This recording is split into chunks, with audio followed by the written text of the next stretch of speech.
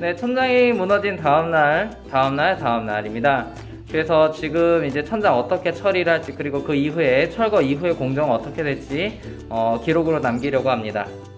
네, 천장 무너진 곳을 다시 한번 보시면은요, 네, 이미 이제 무너져서 석고도 이제 파편이 이제 부서져 있고요.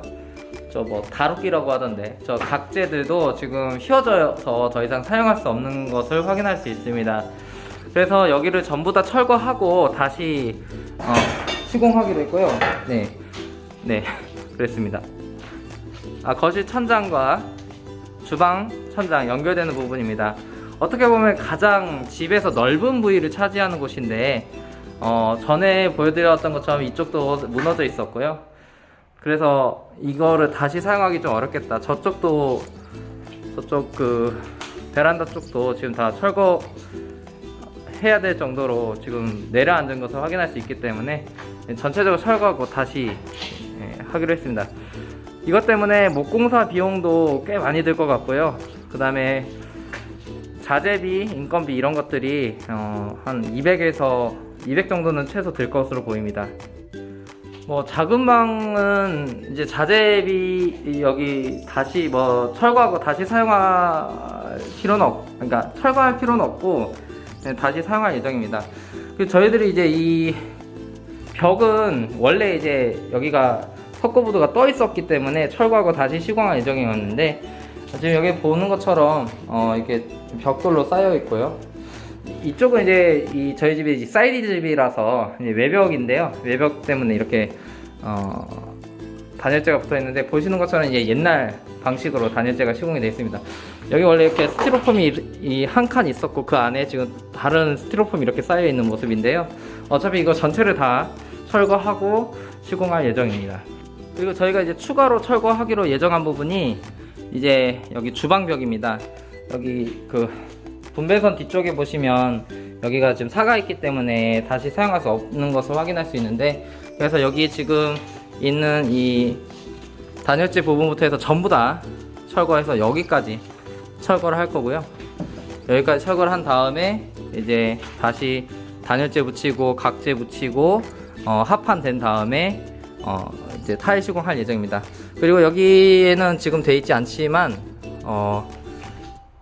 그 새로 시공을 할 때는 그 온돌 비닐판이라고 하던데요. 그거를 하나 덧대고 그 다음에 단열재를 덧대서 좀 더 단열에 신경 쓰도록 하였습니다. 오늘 공사 부분을 보니까 이제 구체적으로 이제 그 확장 부분에 단열 시공이 들어갔습니다. 아직 이 부분은 좀 내일 아침에 에어컨 선배관이 들어갈 예정이기 때문에 시공을 하지 않았는데요. 이렇게 단열재를 먼저 깔아놨습니다. 그리고 여기 은박지로 보이는 것이 이제 단열을 위해서 사용되는 자재입니다.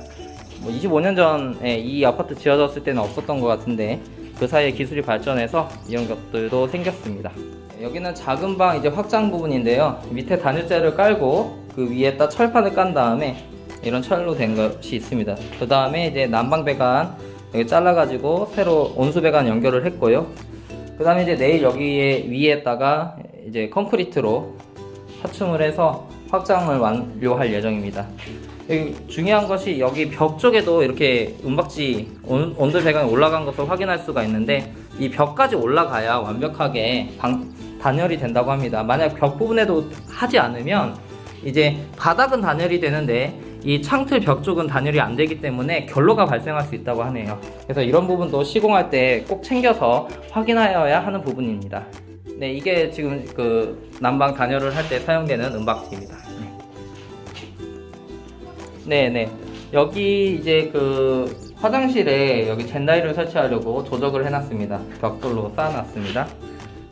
이제 업체에서 공정을 알기 쉽게 이렇게 다 붙여놨네요. 그래서 지금 굉장히 꼼꼼한 업체입니다, 사실은. 그래서 이렇게 여러 가지 공정이 있다는 것을 보고서 이제 오늘은 무슨 공정이, 다음 날은 무슨 공정이 있을지를 예측할 수 있기 때문에, 그 사이에 혹시 우리가 추가하고 싶은 게 있거나 변동할 사항이 있으면 이 일정표에 맞춰 가지고 공사 진행을 좀 변경한다든지 협의를 할 수 있게 되는 겁니다.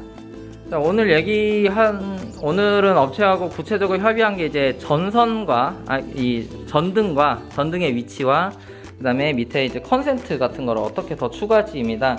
이거는 이제 사람의 취향, 사는 취향이라든지 가구의 배치라든지 이런 것들에 영향을 많이 받기 때문에 결국 들어와서 살 사람이 결정해야 될 사항이라서 업체가 지정해주지 않고 저희가 더 골랐습니다. 그래서 뭐 기존에 2개 컨센트만 있었던 걸 4개로 늘린다든지 아니면 기존에 없었던 컨센트를 다시 추가로 설치한다든지 그런 협의를 했습니다.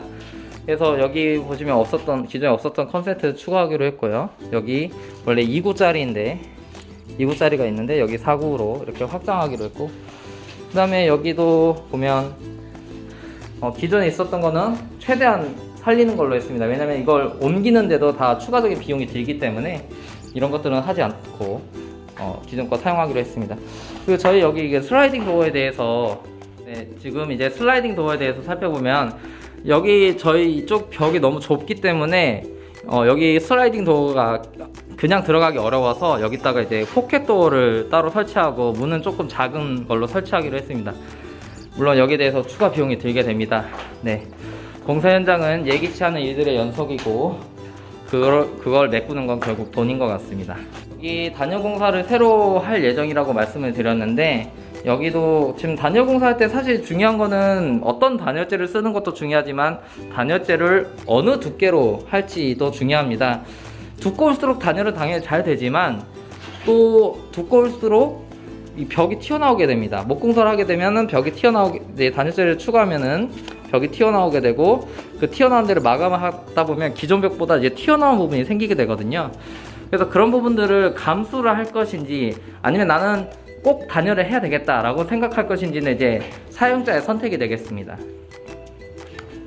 네, 저희 안방도 다시 단열하는 것은 아니고 여기에다가 이제 벽지를 뜯어내고 위에다가 이보드를 덧대서 단열을 할 예정입니다. 그렇게 하게 된 이유는 일단 보시는 것처럼 결론은 별로 없어서 괜찮기는 한데, 이제 변수가 뭐냐면 이 창호를 바꾸는 것이 변수가 됩니다.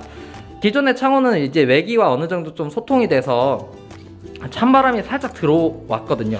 그러니까 그것을 감안해서 여기에 결로가 없는 상황이 되었었을 텐데, 혹시라도 시스템 창호로 완벽하게 외기와 차단이 됐을 경우에 이 벽이 조금 더 차가워져서 결로가 생길 수도 있거든요. 그래서 그런 여러 가지 이제 변수들을 최대한 차단하기 위해서 여기 이 벽에도 이보드를 덧대서 단열을 좀 더 강화하는 방향으로 제가 협의를 했습니다. 네, 요것도 추가 비용이 들고요. 네, 다 돈입니다.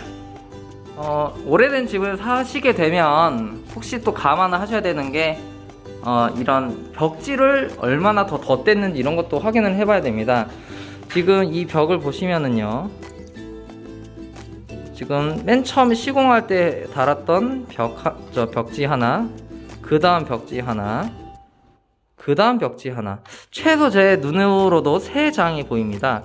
그러니까 3번의 도배를 덧댔다는 건데, 원래 도배를 할 때는 기존 것을 뜯어내고 다시 도배를 하는 게 맞는데요, 그래야지 이제 도배지도 얇아지고요. 근데 이 집은 처음 올 때 보니까 도배지가 굉장히 두껍더라고요. 그래서 이게 원래 두꺼운 도배지를 썼나 라고 생각을 했는데, 지금 와서 보니까 계속 덧대가지고 도배지가 점점 무거워졌던 겁니다.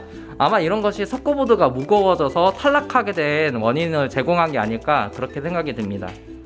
네, 이 집이 1층 집이라서 이 외부에서 사생활을 보호하기 위해서 어떤 걸 해야 될까 고민이 좀 되는데, 예전에 사시던 분은 이렇게 밑에다가 시트지를 더해서 아예 안 보이게 했습니다. 근데 이제 저희가 창호로 바꾸면서 여기다 이제 블라인드를 설치를 할지 그런 걸 고민하고 있는데요. 요즘에는 밑에서 올라오는 블라인드도 있다고 하더라고요. 그래서 그런 걸 한번 해볼지 고민하고 있습니다. 그리고 저희가 이제 현장에 실측을 한 결과 타일 개수를 구체적으로 산정을 했습니다. 그래서 이 산정한 결과에 따라 가지고 저희들이 업체에 이제 디자인은 저희가 미리 을지로 삼가에 있는 타일 업체에 가서 정했는데요. 이제 이 수량에 맞게 주문을 하면 저희들이 할 일은 이제 끝납니다.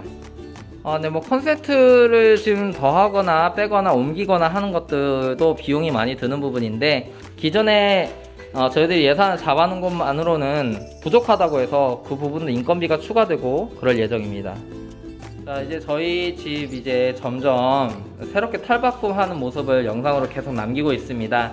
이 집 공간 보시는 것처럼 굉장히 오래됐고 그래서 고치거나 손봐야 될 부분이 많은데 그에 따라서 비용도 추가로 발생했고요. 그래서 새로 집에 이사 가실 때, 아니 그러니까 뭐 헌집이지만 이제 새롭게 이사 가게 되실 때 수리할 때 이런 부분들을 고려하셔서